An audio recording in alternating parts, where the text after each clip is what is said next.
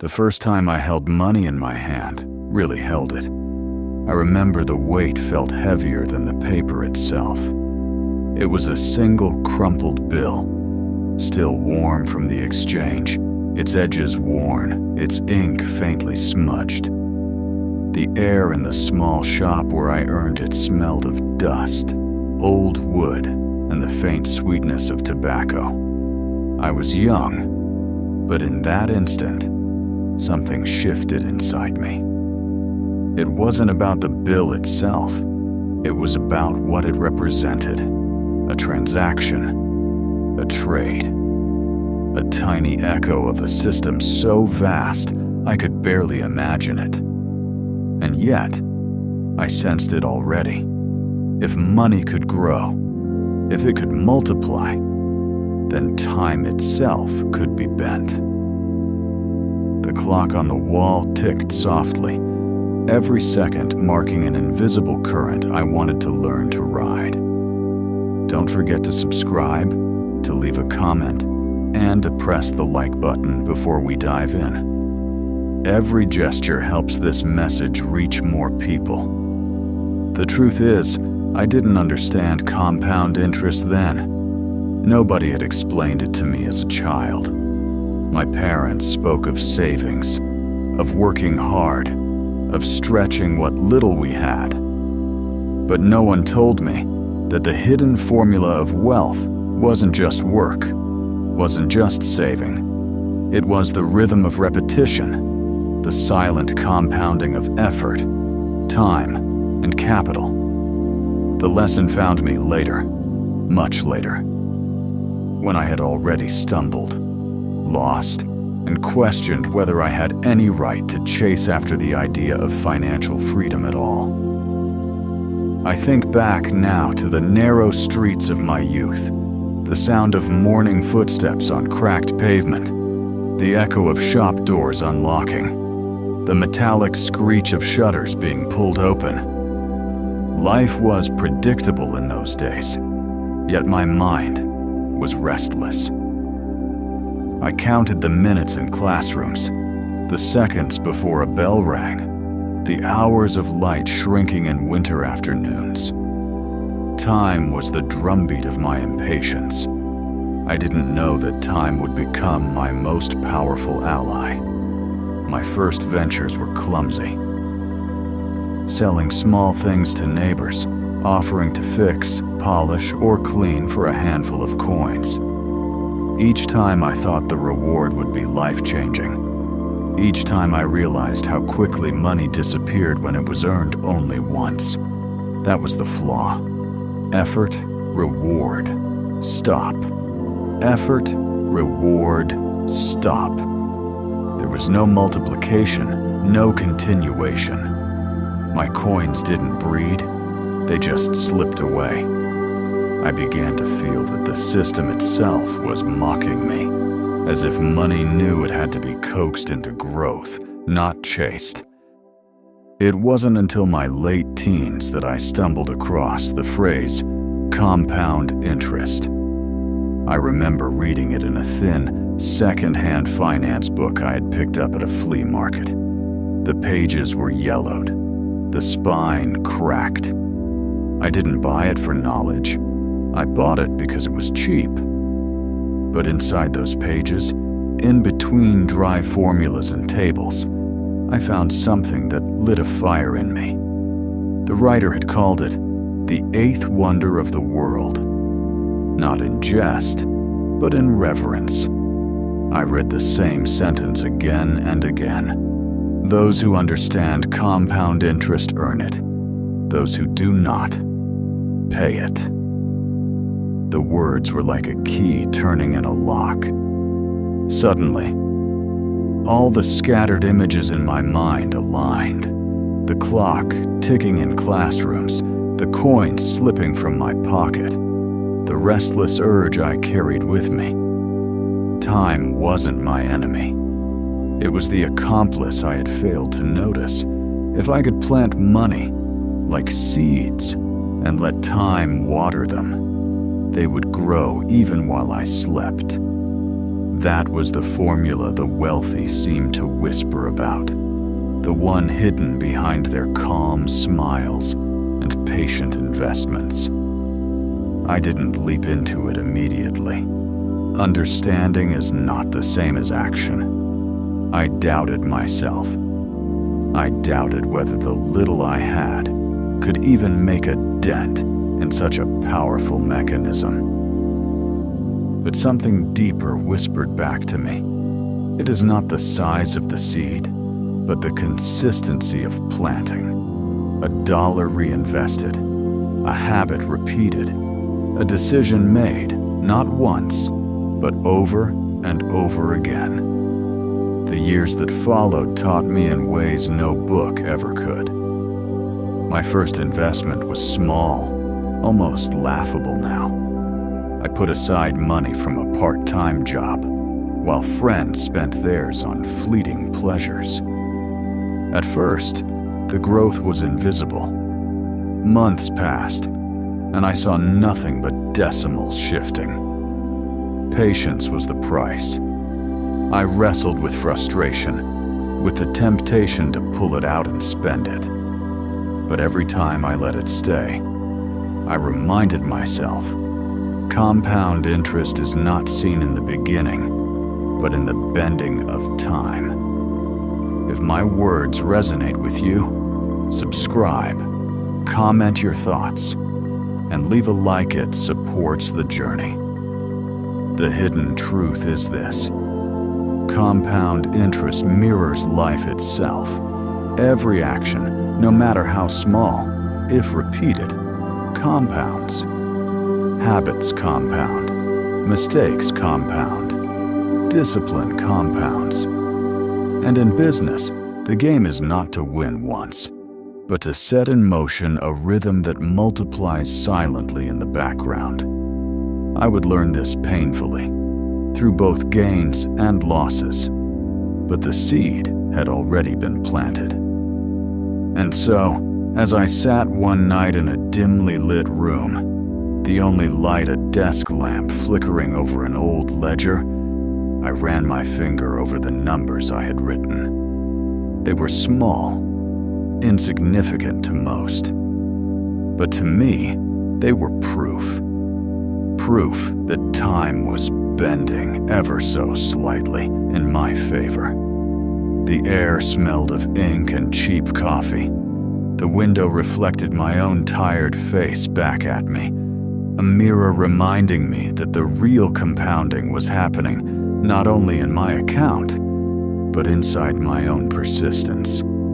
The ticking of the clock grew louder that night, as if reminding me that time was both fleeting and generous, depending on how I treated it.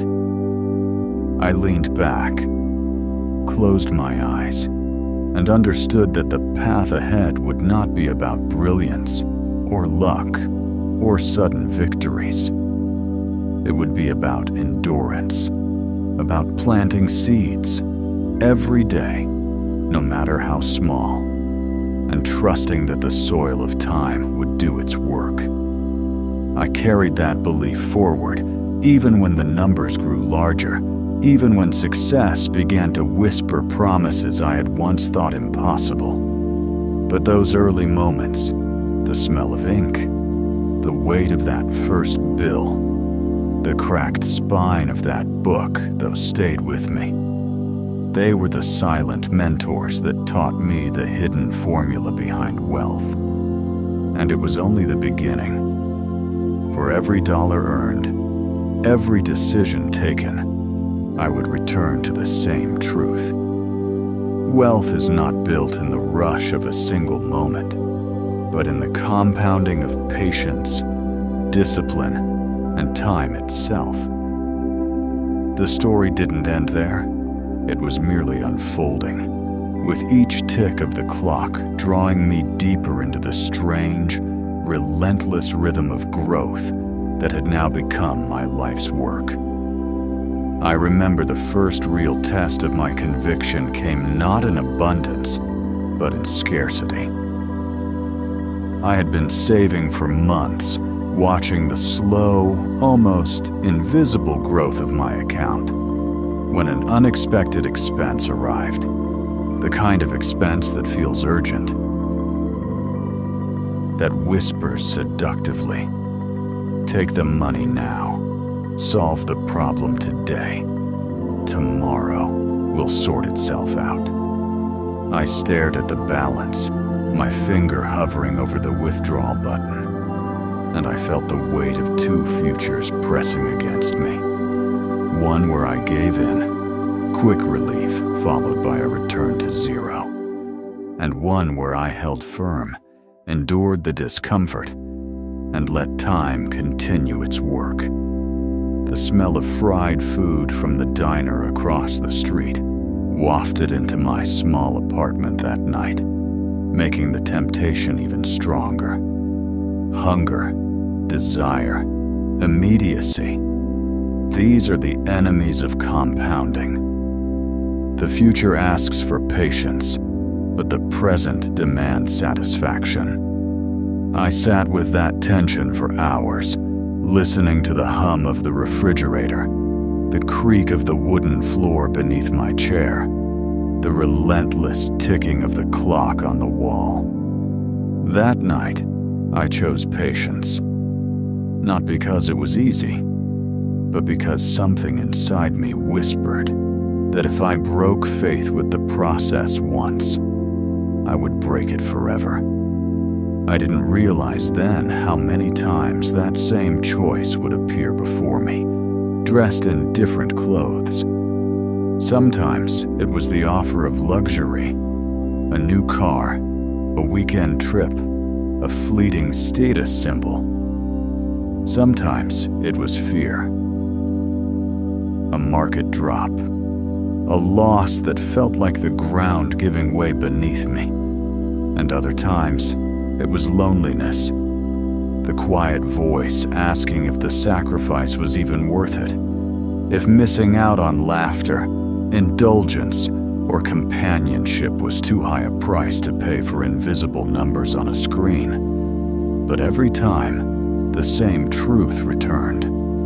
Compound interest is fragile in the short term, but unstoppable in the long term. The world tests you to see if you deserve its rewards. Years later, when the numbers had grown from cents to hundreds, and from hundreds to thousands, I began to see a pattern forming. The growth wasn't linear. It curved, bending upward, faster and faster. Like a plant suddenly reaching for sunlight after years of steady underground rooting. The first 5 years had been agony slow, barely moving. But in the 6th, the 7th, the 8th, I saw acceleration.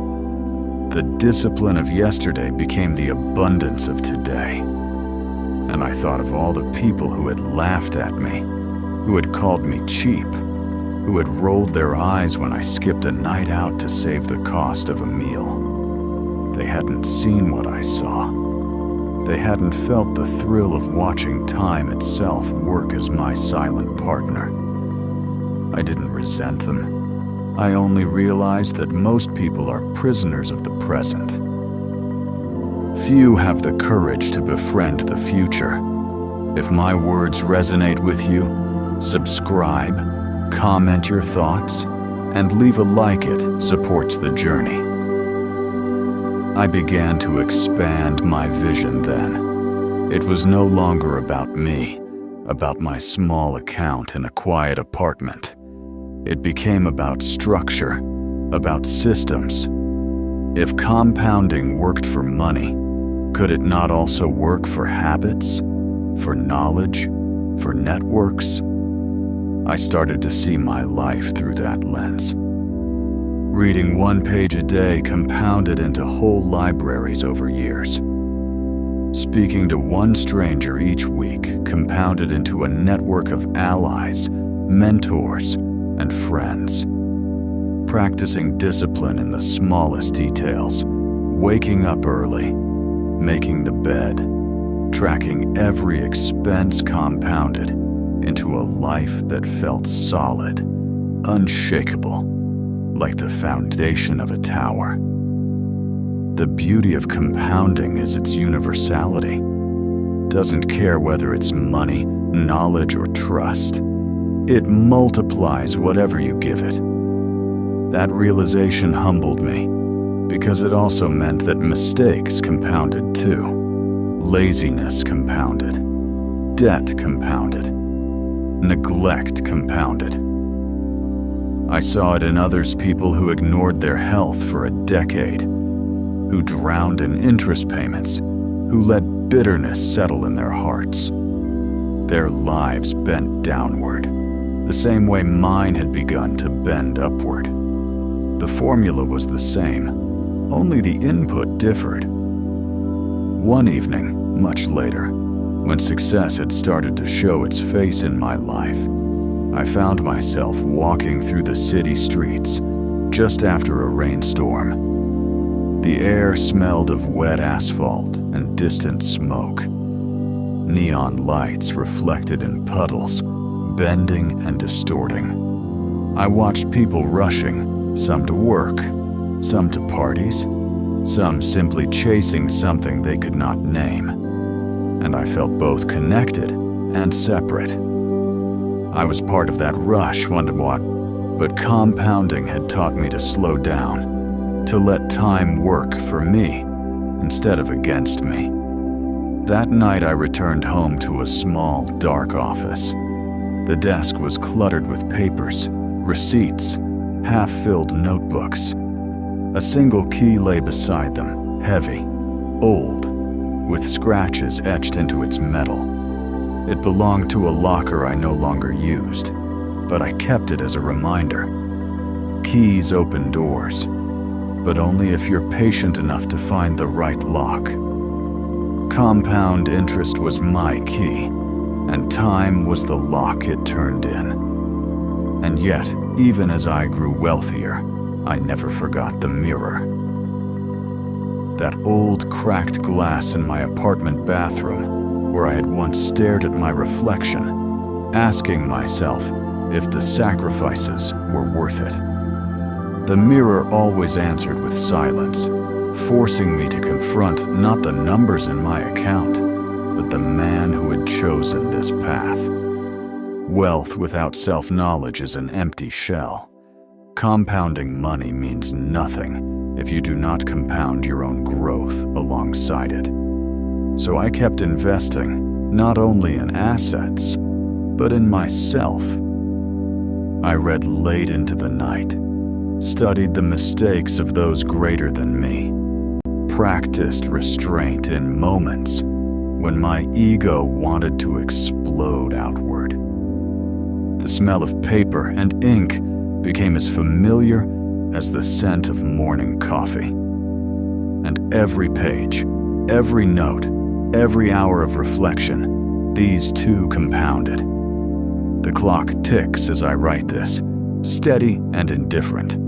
It doesn't hurry, it doesn't pause. And yet within each tick lies a choice: consume or invest, waste or build, surrender or endure.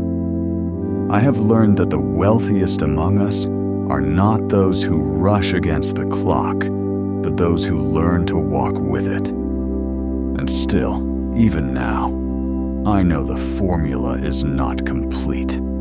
The true power of compounding reveals itself only over decades, when patience collides with persistence. When the seeds planted in silence bloom into forests no one believed could exist.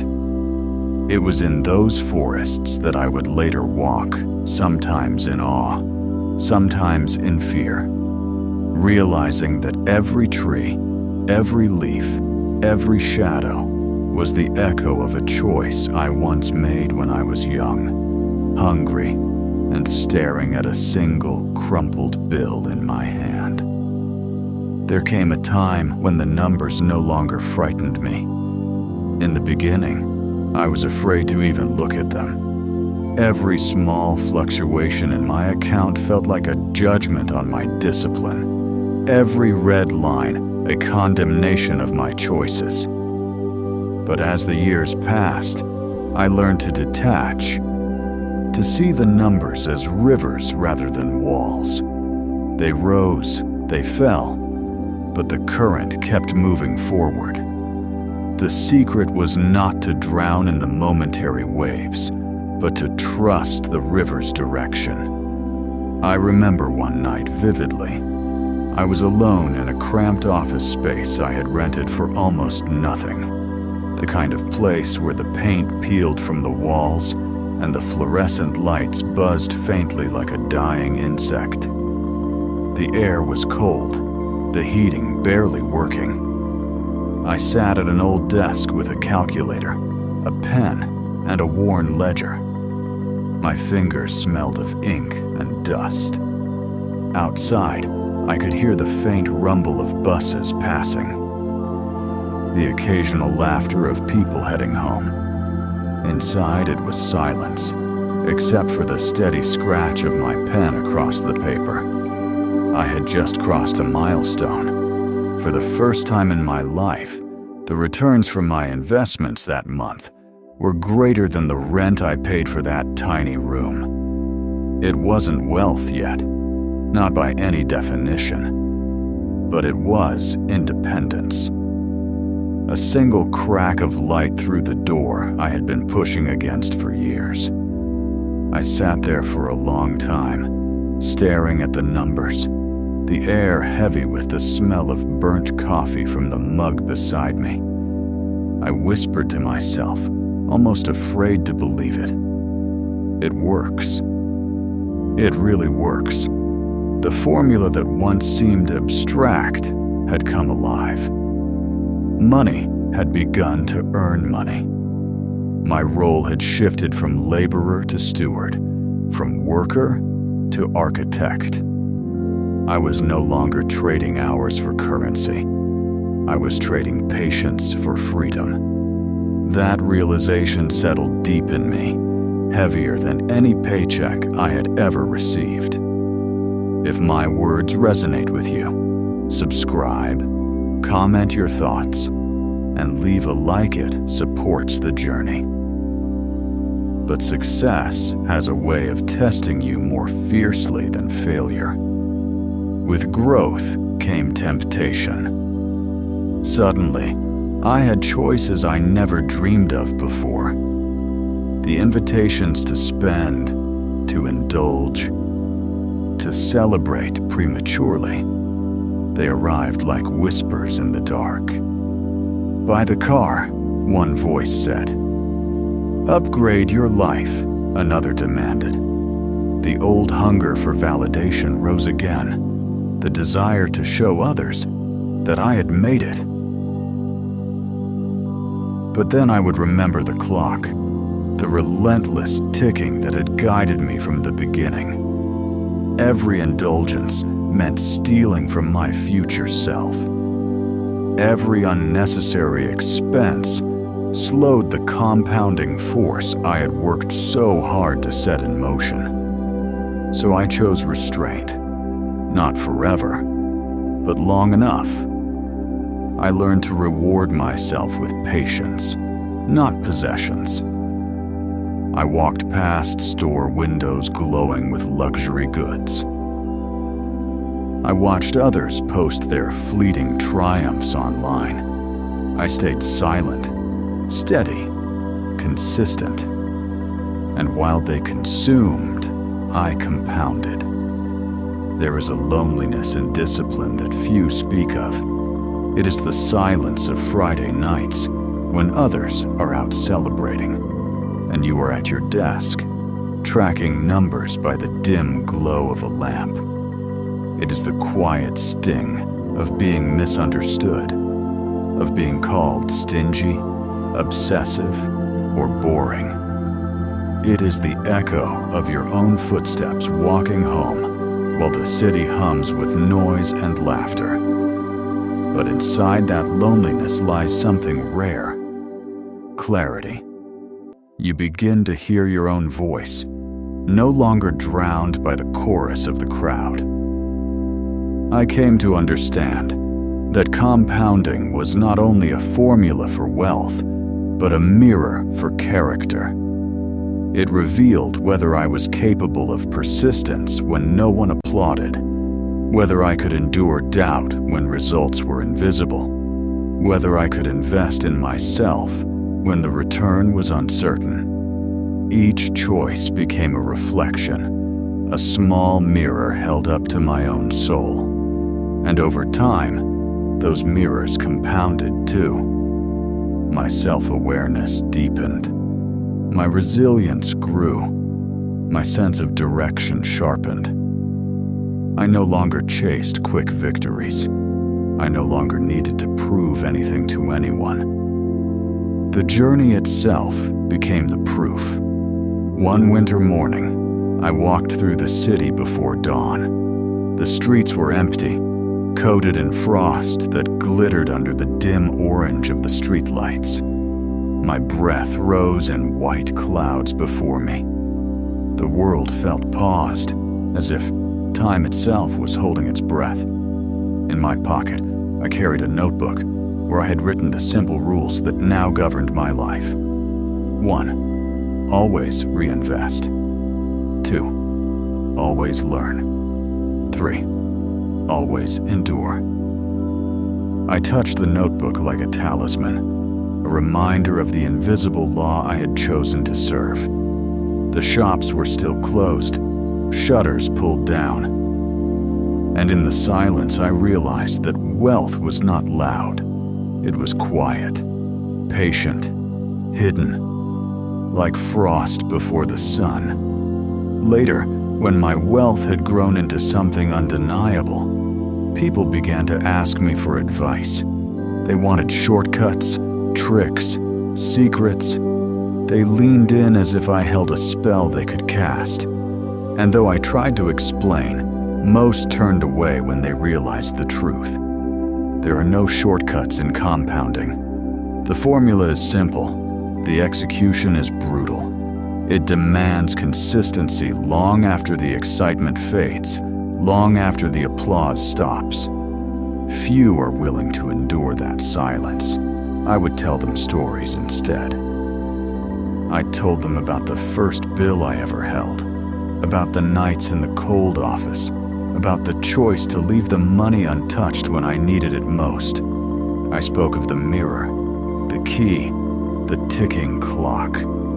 Some listened with reverence, others with impatience. But all of them wanted the forest without planting the seed. The irony of compounding is that it feels invisible until it feels inevitable. For years, nothing happens. Then suddenly, everything happens at once. The same people who doubted you will say you are lucky. They will forget the nights you endured, the sacrifices you made, the patience you carried. They will see only the forest, not the years of silent planting. And as I look back now, I realize that the true gift of compound interest was never just the wealth. It was the discipline it forced upon me, the patience it etched into my bones, the wisdom it whispered in the quiet hours of solitude. Wealth may fade, markets may collapse, but the man I became through compounding, that is permanent. The clock ticks still, indifferent as ever. And with every tick, I remember that the formula continues, silently, invisibly, whether I notice or not. All that is required is to stay the course, to let time do what it has always done, multiply the seeds of yesterday into the forests of tomorrow. And so I kept planting, day after day, even when no one watched, even when no one cared. Because I knew the secret now. Time wasn't against me. Time was on my side.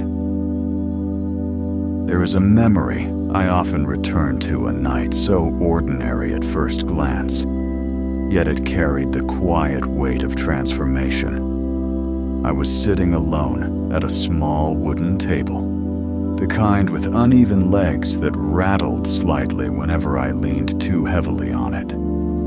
The window was cracked open, letting in the cold breath of late autumn, and I could hear the faint hiss of tires on wet asphalt outside. The room smelled of candle wax and stale coffee because I had chosen not to switch on the overhead light. Instead, I let the flame flicker shadows against the walls, creating a rhythm that matched the ticking clock above my head. On that table lay a pile of receipts, an old calculator with buttons that sometimes stuck, and a notebook filled with careful, almost obsessive entries.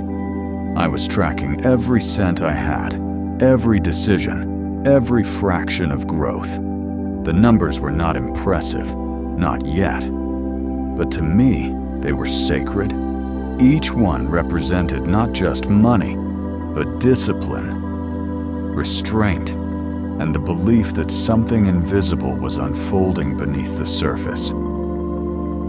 As the hours passed, I noticed how silence itself had become my teacher.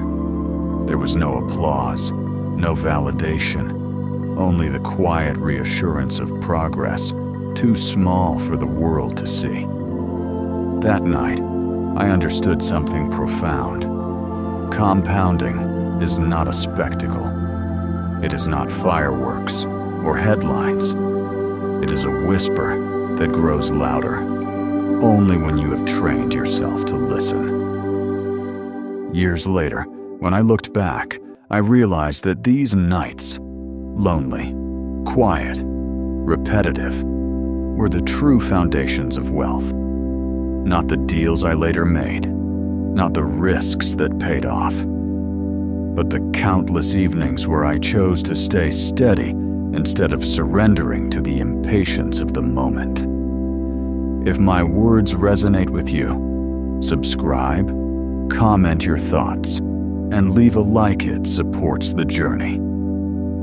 Discipline, I came to see, is itself a form of compounding. The more you practice it, the stronger it becomes, until one day it is no longer effort, but nature. In the beginning, I had to fight myself every time I resisted temptation. Later, it became effortless, as if the battle had already been decided long before the temptation even appeared.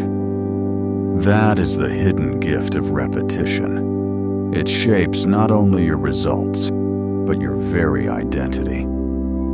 I began to see compounding everywhere, not just in finance, but in the way trust accumulated between two people over years of consistency, or the way knowledge layered upon itself when you read a little each day, building a palace of understanding brick by brick. Even pain, I noticed, compounded when it was ignored. Small resentments, left unattended, grew into bitterness. Habits of avoidance grew into whole patterns of failure. Life itself was compounding, whether we noticed it or not. I recall walking through a library once, the air thick with the smell of old paper and dust, the silence broken only by the soft echo of my shoes on the stone floor. Shelf after shelf, thousands of books stood as monuments to compounding knowledge. No one writes a library in a day. No one absorbs one in a week. But line after line, page after page, generation after generation, the wisdom of humanity had grown into that towering archive. It struck me then that wealth is no different. It is a library of decisions, built over years, unreadable at first glance, but undeniable when it stands before you. The mirror became another constant companion. In the early years, it showed me doubt. A tired face, shadows under the eyes, questions unspoken. But as time passed, the reflection shifted. Not because I looked different, but because I felt different. The mirror no longer accused me, it affirmed me. It reminded me that the greatest compounding had been happening inside, in resilience, in patience, in the quiet confidence that only comes from walking through fire without running away. And yet, with growth came new lessons, sharper, sometimes crueler. There was a time when I thought compounding was invincible, that once the snowball began rolling, it could never be stopped. But the world has a way of humbling you. Markets crash. Investments sour, opportunities vanish. And I learned painfully that compounding works in reverse too. A single careless decision, left uncorrected, multiplies its damage. Debt compounds, neglect compounds, arrogance compounds. I faced losses that shook me, numbers evaporating like mist, months of progress swallowed in a single downturn. I remember the metallic taste in my mouth as I stared at the screen, the sudden dryness in my throat, the sound of my own pulse in my ears. For a moment, it felt as if the years of patience had been in vain. But then the clock ticked again, and I remembered. Time is indifferent. It does not care about your pride, your fear, your illusions. It will continue to compound whatever you feed it. So I chose, even in loss, to feed it discipline, to stay the course. That was perhaps the hardest lesson of all, that compounding is not a straight path upward, but a rhythm of rises and falls, each testing whether you are worthy of its long-term reward. One evening, after such a loss, I walked aimlessly through the city. The neon lights blurred in the rain, puddles rippling under the weight of passing cars. I stopped at a bridge and leaned against the railing, watching the water below. Keys jingled in my pocket, their cold weight grounding me.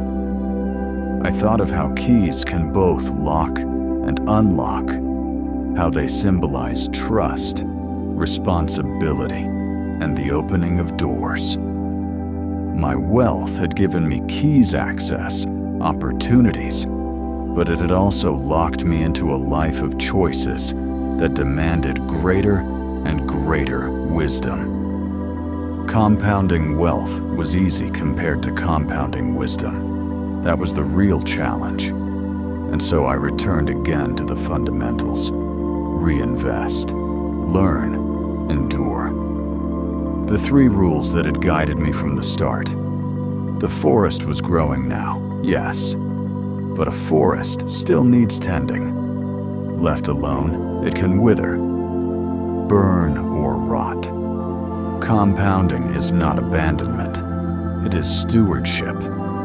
Years later, people would point to my wealth and call it destiny, luck, even genius. They could not see the truth, that it was built one silent evening at a time, one disciplined choice repeated into eternity. They saw the forest. I remembered the seed. The clock ticks even now, as steady as it did in that cold apartment all those years ago.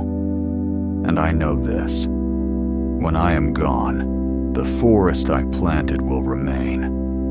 That is the final secret of compounding. It is not only wealth that grows, it is legacy. And so, with every choice, every reinvested dollar, every hour spent in patience rather than indulgence, I was not just building for myself.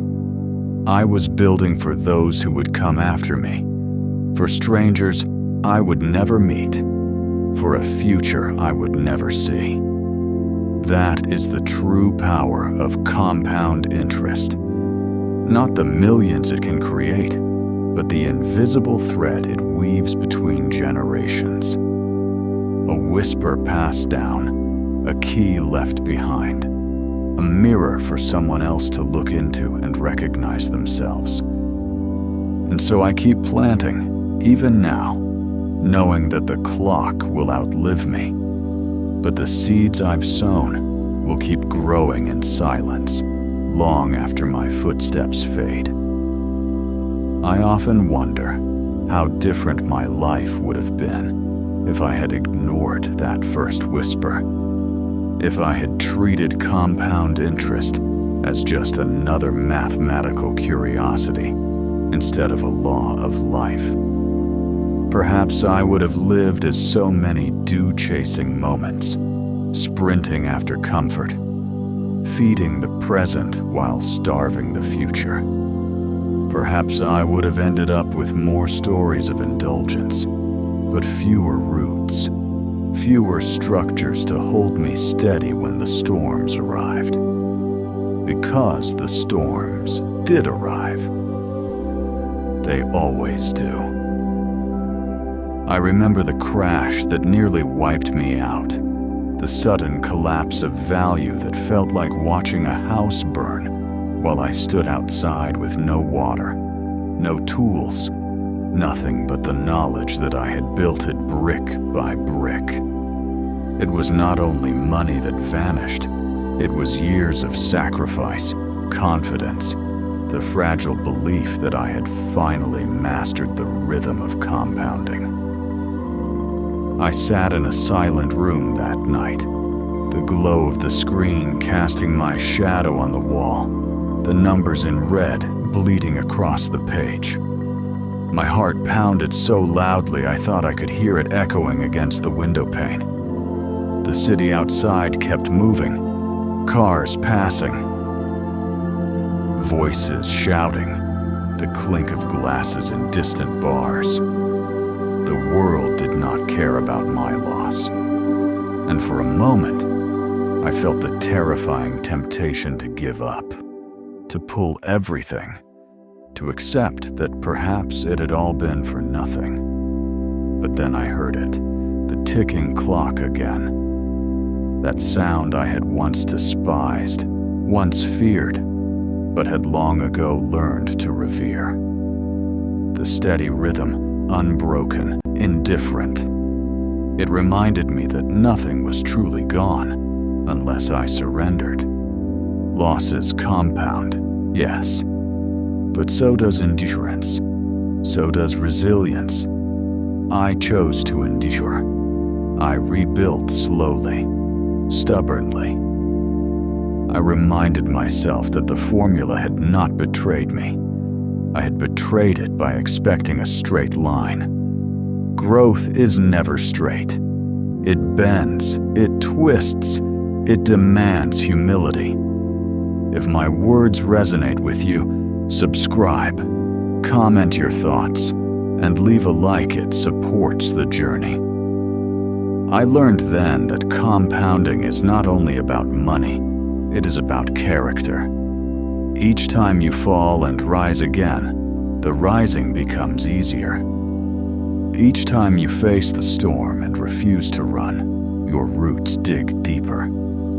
I compounded not only wealth, but the ability to withstand its absence. And in that paradox, I found a strange kind of freedom. Because the true enemy of wealth is not poverty, it is fear. Fear of losing. Fear of waiting, fear of missing out. Fear breaks the chain of compounding. Fear convinces you to uproot the tree, just as it is beginning to grow. Fear whispers that the soil is barren, when in truth, the roots are still spreading unseen. I began to see life differently after that. The city streets I once hurried through became classrooms. The impatient honking of horns, the hurried steps of passers-by, the constant hunger for immediacy. It was all noise that hid the quiet law beneath. The law of patience, the law of repetition, the law of small things done consistently. I remember walking past an old clockmaker's shop one afternoon. The window was dusty, filled with gears and springs, with timepieces in various states of repair. Inside, the air smelled of oil and brass. The man behind the counter worked slowly, methodically, with steady hands that seemed immune to haste. Each clock ticked in its own rhythm, but together they formed a symphony of time. I stood there for a long while, realizing that this was the essence of compounding. Many small beats, many steady movements, each insignificant on its own, but together creating a force larger than any one part. It was around that time that I began to build not just for myself, but for others. I started teaching what I had learned, though not everyone wanted to hear it. People craved shortcuts, quick schemes, sudden riches. They nodded politely, but their eyes wandered when I spoke of patience, of sacrifice, of years of invisible progress. Still, I kept speaking, because I knew that even words could compound. A single phrase planted in someone's mind might take root years later, long after they had forgotten my name. And some did return. Quiet messages, letters, faces and crowds telling me, "I remembered what you said, and I stayed the course." That was wealth of a different kind, one that no market crash could erase. The mirror returned again, as it always did. Only now, it reflected not just me, but the echoes of those I had influenced. I saw in my own eyes the weight of responsibility. To compound wealth is one thing. To compound wisdom is another. But to compound influence, to leave behind ripples that spread long after you are gone, that is the true legacy. One evening, as the sun set behind tall buildings, casting long shadows across my desk, I pulled out a key from the drawer. It was heavy, brass, slightly tarnished. It no longer opened anything in my life. It was from an office I had left years ago, a place where I once fought to stay afloat. I held it in my palm and felt its cool weight, and I realized compounding is a key. Not a key to doors already open, but to doors that don't even exist yet. You carry it with you, trusting that someday, somewhere, it will find its lock. And when it does, the door swings open not to a single room, but to a hallway lined with more doors, each unlocked by the same patience, the same persistence, the same refusal to surrender to immediacy. The forest grows still. The trees are tall now, their roots deep, their shadows stretching far beyond my sight. I walk through it sometimes in silence, listening to the wind move through the branches, smelling the damp earth beneath my feet. Each tree is a choice, each branch a sacrifice, each leaf a whisper of time made visible. I know that when I am gone, the forest will remain. That is the quiet promise of compounding it outlives you. It carries your discipline, your endurance, your seeds into futures you will never touch. And somewhere, perhaps, someone will stand beneath the shade of those trees, unaware that the forest began with a single crumpled bill in the palm of a restless boy. The clock ticks still. The mirror waits. The key rests heavy in my pocket, and I keep walking, planting, enduring, knowing that the true wealth was never the numbers themselves, but the life they shaped, the patience they taught, the legacy they will continue to compound long after the final tick fades into silence.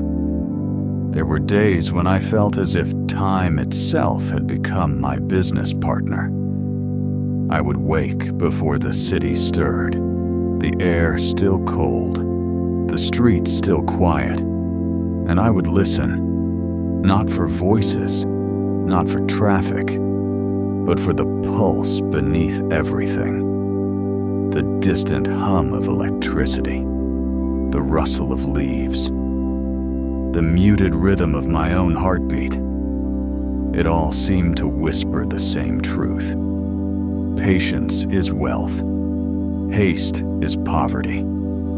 I remember standing once in a nearly empty train station at dawn, the iron beams stretched overhead like ribs of some vast creature. The floor gleamed faintly under yellow lights, and the only sound was the echo of a single clock suspended above the platforms. I stared at it, transfixed, watching the second hand crawl forward. Each tick felt like a promise. Each one carried the weight of potential. I thought of my investments, my habits, my choices, and I realized that compound interest was nothing more than the world's way of rewarding those who learn to respect time's pace. Most people cannot. They want everything now. They treat time as an enemy to be beaten, a burden to be ignored. They drown its silence with noise, spend its currency before it has matured, and then wonder why they remain trapped in the same cycle of scarcity. I was once one of them, until I learned that wealth, like strength, like wisdom, is born not in sudden bursts, but in steady, relentless accumulation. The early years demanded sacrifices that cut deep. I skipped meals out with friends, declined invitations, stayed in cold rooms with nothing but notebooks and dim lamps for company. There were moments when the loneliness pressed on me so heavily that I questioned whether I was building a future or burying my present. The mirror on the wall became a harsh judge, reflecting a young man with hollow eyes and questions that had no answers. But I stayed. I endured. And slowly, the reflection changed. Not because my face grew older, but because my eyes carried a quiet certainty that had not been there before. If my words resonate with you, subscribe, comment your thoughts, and leave a like. It supports the journey. As the years unfolded, the results became harder to deny. The numbers grew, then doubled, then multiplied in ways that seemed impossible at the start. What once took a year to achieve now happened in months, then in weeks. And yet, I found myself less interested in the wealth itself and more fascinated by the process, the hidden machinery of growth, the invisible gears turning quietly behind the curtain of time. I discovered that compounding was not only a financial law, but a spiritual one. Every act of kindness, every word of honesty, every moment of discipline planted a seed that grew beyond sight. I began to see people's lives as gardens, some lush and thriving, others barren from neglect. You could tell who had planted daily, who had watered consistently, who had trusted the soil, and you could tell who had wasted their seasons, who had demanded fruit without labor, who had pulled up their roots in search of shortcuts. The more I studied this law, the more I realized its universality. I saw it in athletes who trained day after day, their bodies transforming in ways invisible to the impatient. I saw it in musicians who practiced scales until their fingers bled, only to find decades later that music poured from them as naturally as breath. I saw it in marriages that deepened with each small act of trust, and in friendships that collapsed when neglect was allowed to accumulate. Everything in life compounds, both the good and the bad. One night, long after my finances had stabilized, I sat at my desk and pulled out the old key I had kept for years.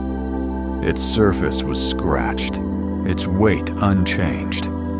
I placed it on the table beside a pocket watch that had once belonged to my grandfather. The two objects, key and clock, seemed to speak to each other in silence. One symbolized opportunity, the other time. Together, they told the story of my life. Time had been the lock.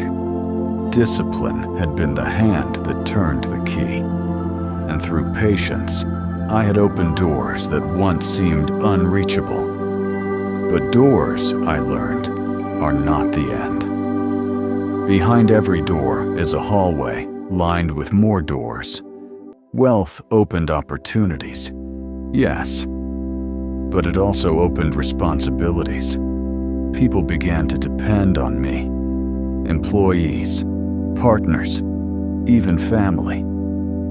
My choices rippled outward, compounding in their lives as well.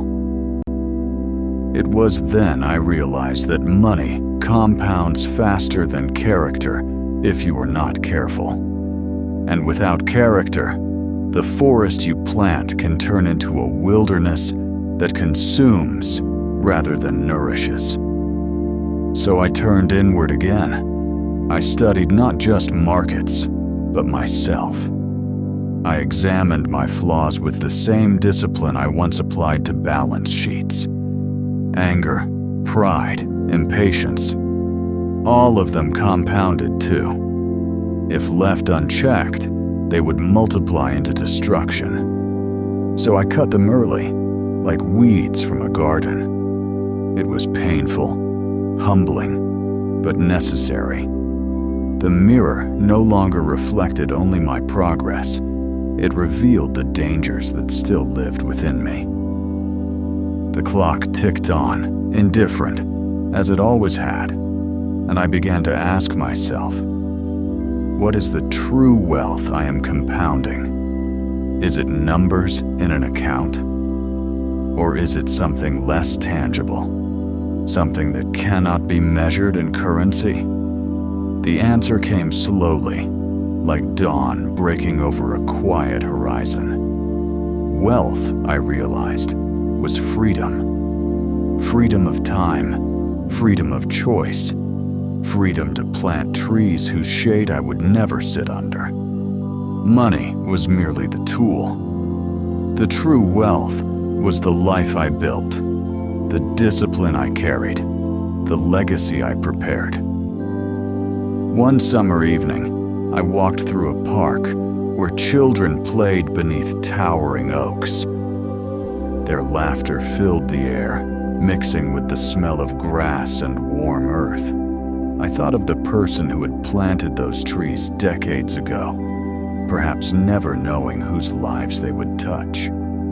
That, I understood, was the ultimate expression of compound interest. Not in accounts or ledgers, but in acts that outlive the hand that made them. So I continue planting, every day, every choice, not for the applause, not for the recognition, but because the forest must grow. Because time will compound whatever I give it, my discipline or my negligence, my wisdom or my folly. And when the final tick comes, when the last mirror shatters and the last key falls silent, I know this: the forest will remain. The seeds I sowed will whisper to strangers I will never meet.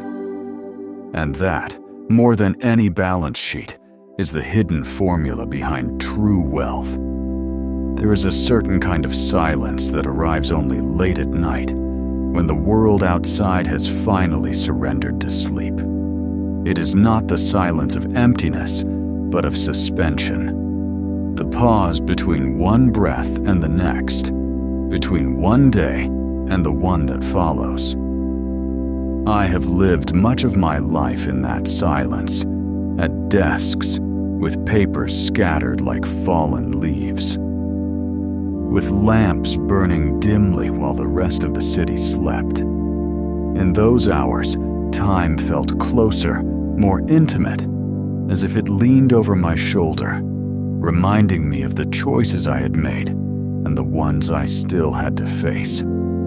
I remember one particular night when the office was cold enough for me to see my breath. The radiator had stopped working, and the air smelled faintly of rust and dust. My hands trembled slightly as I wrote numbers into a notebook, not from fear, but from the chill. Yet the discomfort did not bother me. I had grown accustomed to it. In fact, I almost welcomed it, because it sharpened my focus. It reminded me that nothing grows in comfort, that compounding, whether of money or character, requires sacrifice. The clock on the wall ticked slowly, every sound amplified in the stillness. That night, I had reached another milestone, a small one to others, but monumental to me.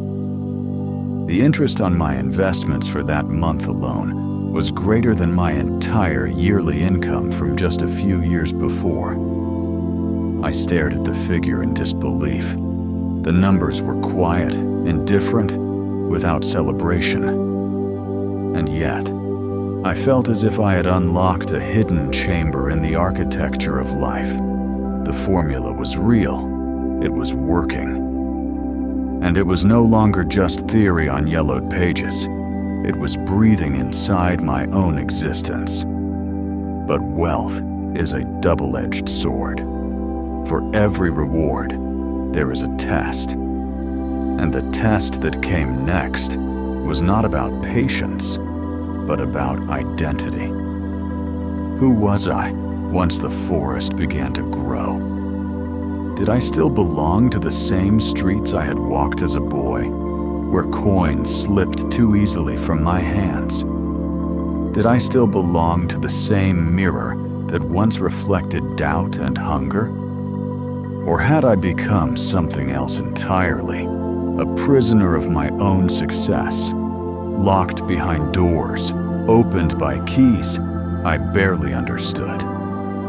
If my words resonate with you, subscribe, comment your thoughts, and leave a like. It supports the journey. I began to realize then that compounding never stops. It does not wait for you to catch your breath. It does not care if you are ready. Just as money compounds, so too do decisions. So too does influence. So too does responsibility. The larger my wealth became, the greater the ripple it sent outward. Employees, partners, even strangers began to orbit my choices. A careless word could echo. A miscalculated step could shake lives that depended on me. It was then that I returned to the mirror more often, not out of vanity, but out of necessity. I needed to see myself clearly, stripped of illusions. I needed to ask the hardest question: was I compounding wisdom as quickly as I was compounding wealth? The mirror answered only with silence, but in that silence, I found clarity. Every flaw I ignored would grow. Every shadow I left unattended would lengthen. Just as wealth multiplies in patience, so too do mistakes multiply in neglect. There was a moment when I almost lost myself. Success had arrived more visibly, doors opening that I had once dreamed of, invitations flooding in. Luxury whispered promises in my ear.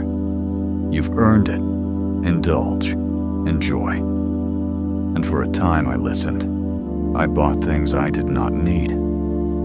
Attended events where the air reeked of perfume and false laughter. Allowed my calendar to be filled with obligations that fed my pride but starved my soul. It felt intoxicating until it didn't. I remember waking one morning in a hotel room, the curtains drawn against a city skyline that glittered with wealth. The air smelled of expensive linen, but the room felt empty, lifeless. I looked at myself in the bathroom mirror and saw eyes that were tired, not from discipline, but from indulgence. The forest had grown, yes, but I had wandered into it blind, chasing shadows. That day, I promised myself to return to the roots. Discipline, reinvestment, endurance. The 3 rules I had carried in a notebook all those years ago. The rules that had saved me in scarcity would save me in abundance too. Because compounding does not care about where you begin. It only cares about whether you continue. And so, I stripped away the noise. I simplified my life again.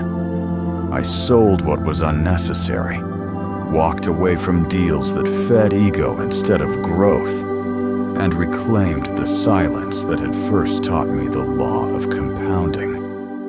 It was not easy. Friends questioned me. Some left. Others mocked. But I didn't flinch. Because I had seen the forest once before, when it was only seeds. I knew the truth. The roots of wealth grow in the dark, not in the spotlight. One autumn afternoon, I visited the old neighborhoods where I had grown up. The streets were narrower than I remembered, the buildings more worn. Yet the air smelled the same bread from the bakery, smoke from chimneys, the faint metallic tang of rain on cobblestones. I walked slowly, my footsteps echoing, and I thought about the boy I once was, the boy who held a crumpled bill and felt its weight as if it were treasure. I wished I could tell him then, you are not wrong to dream. You are not foolish to believe. The world will test you, but the formula is real. Time will be your ally if you learn to trust it. That evening, as the sun set behind the rooftops, I pulled the old key from my pocket. I held it in my hand, the brass cool against my skin, and I thought of all the doors it had opened, not literal doors, but choices, opportunities, pathways. And I realized that the greatest door it had opened was within me, the door to patience, to resilience, to legacy. The clock ticks still, steady as ever, indifferent to victories and losses alike. And I have come to see it not as a reminder of time slipping away, but of time compounding silently on my behalf. Every tick is a partner, every second a seed. The forest is vast now, taller and wider than I could have imagined when I began. But I keep planting, every day, every choice. Not because I need more trees, but because planting is who I have become. because time has shown me that the true power of compound interest is not only the wealth it builds, but the person it shapes in the process. And when the final silence comes, when the clock no longer ticks for me, I know the forest will remain alive, growing, whispering in leaves and branches the story of patience, endurance, and a law as old as time itself. There is something almost haunting about looking back over decades and realizing that every decision, no matter how small, was a seed. At the time, it felt insignificant. A coin saved instead of spent, a book read instead of ignored, an hour of discipline instead of distraction. But years later, those small choices tower above you like great oaks, their roots tangled deep in the soil of your life. And you understand at last, nothing is small when given to time. I remember one winter morning in particular. The city was still asleep under a blanket of frost, the streets empty, the air sharp in my lungs. I walked slowly, my breath clouding before me, listening to the crunch of ice beneath my shoes. The world seemed paused, as if waiting. And in that silence, I felt the weight of what compounding had given me. Not only money, not only freedom, but perspective. I no longer saw life in days or even years. I saw it in decades, in lifetimes, in ripples that would extend far beyond me. It was a strange kind of calm. The urgency that once burned in me, the desperation to achieve, to prove, to grasp, had been replaced by something quieter.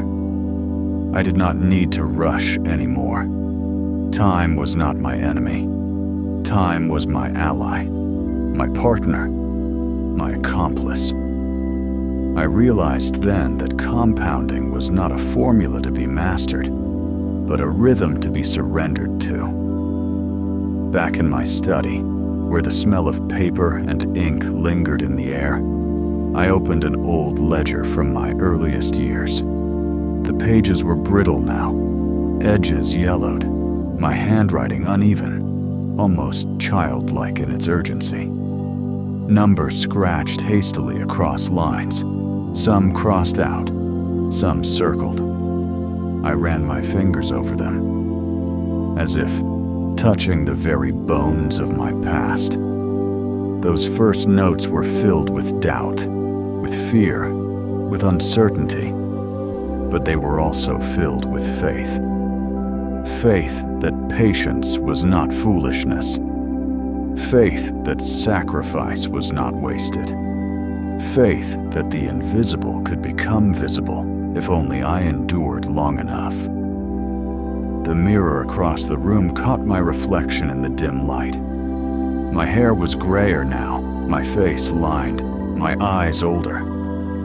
But behind those eyes was a certainty that the boy who had written those numbers could not have imagined. He thought he was chasing money, but in truth, he was chasing mastery of himself. If my words resonate with you, subscribe, comment your thoughts, and leave a like it supports the journey. The greatest lesson compounding taught me was humility, because it reminds you constantly that you are not the source of growth time is. You plant, you water, you wait, but it is time that multiplies. You cannot command it, cannot bend it, cannot accelerate it. You can only cooperate with it. And in that surrender lies a strange freedom. You stop demanding immediate results. You stop measuring your worth in sudden victories. You begin to live in trust.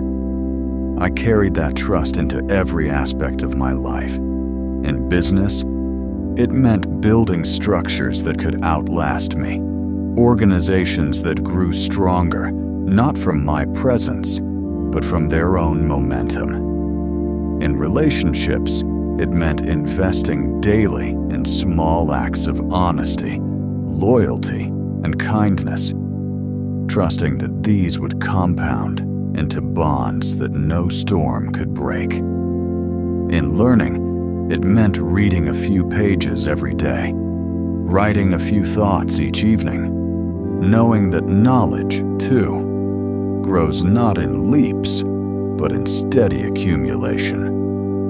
Of course, not every seed bore fruit. There were ventures that failed, friendships that withered, habits that died before they matured. But compounding taught me another truth. Failure itself compounds if you let it. One mistake, if ignored, becomes 2. 2 become 10. But if you confront it, learn from it, cut it at the root, failure itself can become fertile soil. Many of my greatest successes grew directly from the ashes of loss. One evening, long after wealth had freed me from necessity, I found myself sitting in an empty office building I no longer used. The halls were dark, the rooms stripped bare, the air heavy with the faint scent of dust and paint. In my hand, I held the brass key that had once opened its doors. I turned it slowly, feeling the grooves beneath my fingers, and I realized how many keys compounding had given me over the years. Not just to offices, but to choices, to freedoms, to legacies. Each one earned not in a single moment, but over years of patience. I walked through those empty halls, my footsteps echoing softly, and I thought about legacy. Money, after all, is only one kind of compounding. Influence is another. And the truest legacy is not in what you leave to others, but in what you leave within them. If my life was a forest, then perhaps my greatest hope was that others would plant their own seeds, inspired not by my wealth, but by my patience. The clock ticks still, steady and unbroken, just as it did when I was a boy staring at my first crumpled bill. And I know now that when my time ends, the ticking will not. Time will continue to compound in the lives of those who come after me, multiplying what I left behind, whether wisdom or folly, discipline or neglect. That is the final responsibility of compounding, to choose carefully what you feed into it, because time is impartial. It multiplies whatever it is given. And so, even now, I continue to plant. Every day, every choice. Because wealth was never the destination. It was only the proof that the law was true.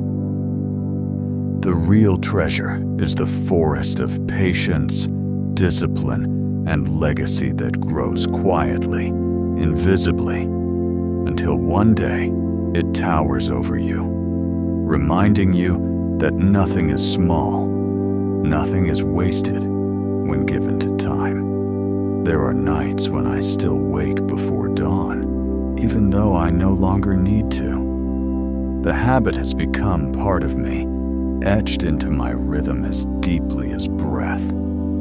I rise quietly, while the city outside is cloaked in silence, and I sit by the window with a cup of bitter black coffee. The steam curls upward in slow, fragile spirals, carrying with it the faint aroma of roasted beans and memory. Beyond the glass, the streets are empty. Street lights casting pools of yellow against the pavement, shadows stretching like reminders of everything unseen. In those moments, I think about time, not as hours or days, but as soil. Every second is a grain, every decision a seed. Some seeds sprout quickly and die. Others take root unseen for years before breaking the surface. I realize now that life is not measured by how much you harvest in a season, but by whether you have planted faithfully enough to create forests that endure long after your hands are gone. When I was younger, I thought wealth meant escape. Escape from worry, from scarcity, from the gnawing uncertainty of not knowing how to provide for tomorrow. And yes, money brought a measure of freedom, but it also brought me face to face with myself. The mirror became impossible to ignore. It asked, "Now that you are free, what will you do with that freedom? Will you indulge until you are hollow, or will you plant until you are gone?" I chose to plant, not because I am virtuous, but because I learned that indulgence compounds emptiness. The more you consume, the hungrier you become. The more you chase the present, the more the future slips away. But planting, whether money, effort, or love, creates momentum that outlives you. One autumn afternoon, I visited a park I hadn't seen in decades. The air smelled of damp leaves and distant wood smoke. Children were playing, their laughter cutting through the crisp air like bells. Towering above them were trees I remembered as saplings. I had seen them planted when I was a boy, thin and fragile, guarded by wooden stakes. Now they stood like giants, their roots invisible but undeniable, their branches stretching wider than any one person could measure. I felt a lump in my throat as I realized, this is compounding. Quiet, patient, unseen, and then suddenly undeniable. If my words resonate with you, subscribe, comment your thoughts, and leave a like. It supports the journey. Business taught me the same truth. In the beginning, I worked for scraps, for numbers so small they seemed laughable to others.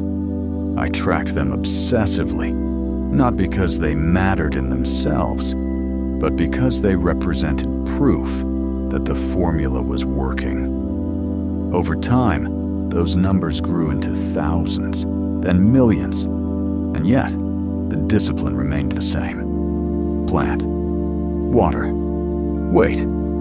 Do not rush. Do not uproot what you cannot yet see. I carried that lesson into every corner of my life. In relationships, I learned that trust is built not in grand gestures, but in small, consistent acts. Remembering, listening, showing up when it mattered most. In learning, I discovered that reading one page a day compounds into libraries of knowledge, and writing one thought each night compounds into clarity of mind. Even in health, the body responds not to extremes, but to consistency. Every meal, every movement, every hour of rest, layering itself quietly until it becomes strength. But compounding is not always kind. I have seen how neglect multiplies, how small compromises grow into chains. I have watched people drown in debt, each choice adding weight until they can no longer rise. I have watched bitterness spread like ivy through lives, fed by years of resentment left unchecked. Time does not discriminate. It will multiply whatever you feed it, discipline or chaos, patience or pride. There was a season when I fed it pride. I thought I was invincible. I mistook momentum for mastery, and I believed I could not fail. That arrogance compounded quickly. I made reckless choices, trusted the wrong people, ignored warning signs. The losses were sharp, humbling, and deserved. I remember sitting in a darkened office after a deal collapsed, the air thick with the smell of stale coffee and dust, my head heavy in my hands. The mirror in that room showed me not a genius, not a visionary, but a man who had forgotten the very principles that built him. And so I returned again to the basics: reinvest, learn, endure. The 3 rules that had guided me when I was poor. They would guide me when I was rich as well. Because the law of compounding does not change it, is we who forget it. We who abandon it. We who let impatience or ego corrupt it. I carry symbols with me still. The old key in my pocket, heavy and scratched, reminding me that doors only open to those who wait. The mirror in my study, cracked at the edge, reminding me to confront myself daily. The clock on the wall, its tick unbroken, reminding me that time is not my possession, but my partner. These objects anchor me, keep me from drifting into the illusion that I am the master of this law. I am only its student. Now, as I walk through the forest of my life, I see both the trees that grew tall and the seeds that never sprouted. I do not regret either. The failures taught me as much as the successes. The shadows gave shape to the light. And I know that when I am gone, the forest will continue to grow, because compounding does not end with me. It will ripple outward through the businesses I built, the words I spoke, the lives I touched, the seeds I planted unseen. That is the hidden formula behind wealth, behind legacy, behind life itself. Not sudden victories, not loud triumphs, but the quiet multiplication of small things over long stretches of time. And so I rise each morning still, before the city awakens, with coffee in hand and silence in the air, knowing that the clock ticks, the soil waits, and my only task is to plant faithfully once more. The older I become, the more I understand that wealth was never the end. It was the evidence, the proof that time rewards those who serve it faithfully, not those who try to outrun it. I used to think in terms of numbers, charts, balances. Now I think in terms of echoes, of what continues when I am gone. When I walk through the forest of my life, I hear those echoes in every branch and leaf. The discipline of yesterday whispers in the strength of today. The sacrifices I once thought unbearable now stand as monuments, tall and unshakable.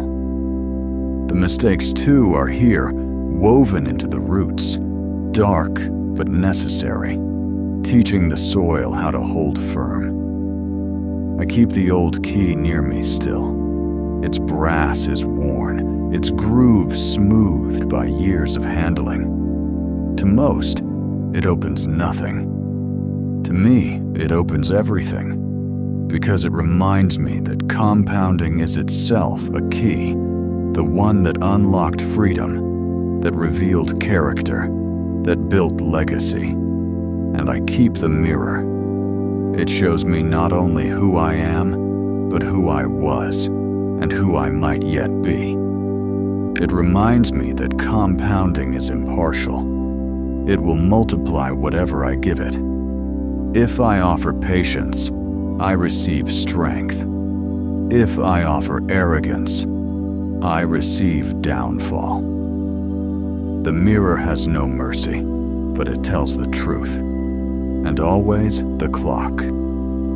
Its ticking was once a sound I feared, then a sound I endured, and finally, a sound I came to love. For it was never my enemy, it was my partner. It marked not the loss of moments, but the multiplication of them. Every tick another chance to plant, to grow, to endure. Now, as I step into the final chapters of my life, I do not count my wealth in currency.